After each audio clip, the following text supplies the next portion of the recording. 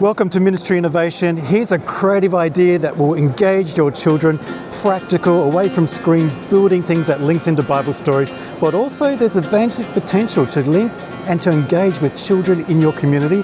I'm talking to Shane, and Shane's going to tell us what they're doing at their church with Lego.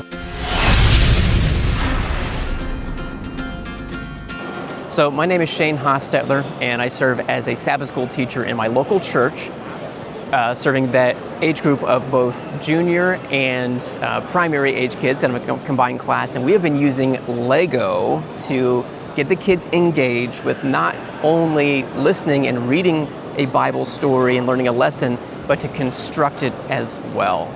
So we call the class Bible Builders. We have an opportunity for prayer and for praise time, and then a study of God's Word as well, where each of the students is opening the Bible, reading verses. We make an emphasis to make one point out of the whole story, which can be challenging because there's so many points we can learn from every Bible story. But try to emphasize one point and then take as much time as possible, usually about 30 minutes or so, to actually build something from the story out of Lego bricks. So one of the first things we started with was an easy one in creation. And so I thought we would go through the whole week of creation in one setting, but that was impossible. So we just started with the first few days of creation and then challenged the students to make something representational of those first few days out of Lego bricks. And they really blew us away with even being able to represent things like the separation of darkness and light, which can be kind of challenging for even grown-ups to display, but they did it making Lego bricks, which was really awesome. The kids loved it, especially they really want to open up the Lego boxes and get the bricks out and start building, because I think as soon as they even start listening to the story, or they start hearing it or discussing it, their minds are already going with what that could look like in Lego bricks. And so, yeah, as soon as the story's done and we wrap up with making the point or the lesson from it, they're ready to dig right in and start building. We can't leave 1,000 Lego constructions put together. That would be really great. So what we do is we've got a photo booth set up so that the kids can place their constructed pieces in there, and we just snap a photo with their cell phone. It's a lighted light box, and then we're able to send those pictures to their parents or whomever they might like to have receive them. And that is kind of that memento for, hey, the project is complete, it's been done, and then they can deconstruct it and put it back in the boxes to use next week.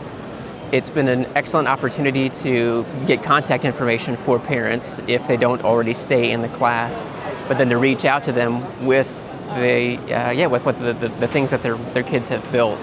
It's a great way to keep in touch with parents, even outside of class, an opportunity for that. But yes, to show the ingenuity that the kids have been showing in the classroom. We've been able to use the Bible Builders class as a way to reach out to the community. We've advertised it on Facebook, just placing, we created an event, puts in advertising dollars behind it. We got quite a bit of online traction from that, and we were able to get a few visitors that even came into the class on a Saturday morning is when we hold the class.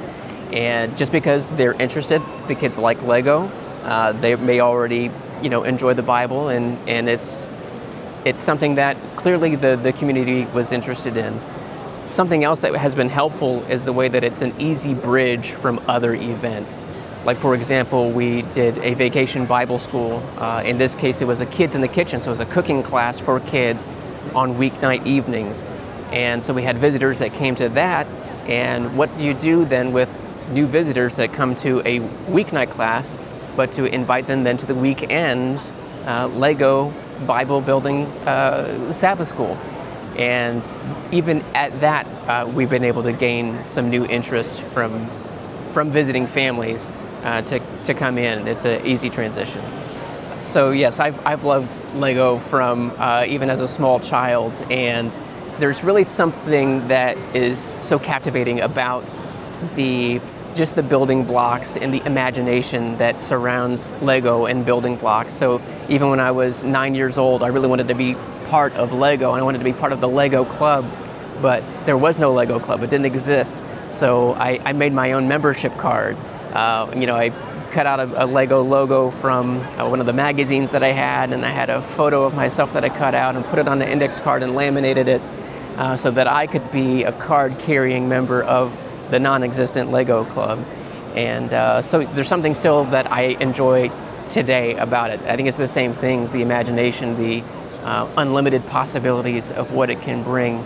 And certainly when we harness it towards something spiritual like the lessons that the Bible teaches, and being able to show that in Lego is really impactful. Lego is great in that they make some standard creator Lego kits that just have very basic pieces in them. And so you can look online and get the biggest one that you can afford. And if you continue searching online, there are many people who have recreated new sets and pieces out of those standard or basic building block kits. And so you can find things like step-by-step instructions to make a lighthouse or a dinosaur or a bird.